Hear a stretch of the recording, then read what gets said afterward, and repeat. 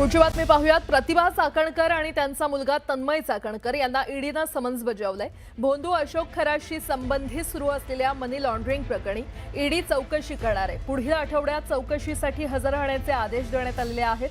समता नागरी सहकारी पतसंस्थेतील 4 बँक खात्यातील व्यवहार संशयास्पद असल्याने त्यांची चौकशी करण्यात येणार आहे। गेल्या काही वर्षात अंदाजे 1,20,00,000 ते 2,40,00,000 या खात्याद्वारे व्यवहार झाल्याची माहिती आहे।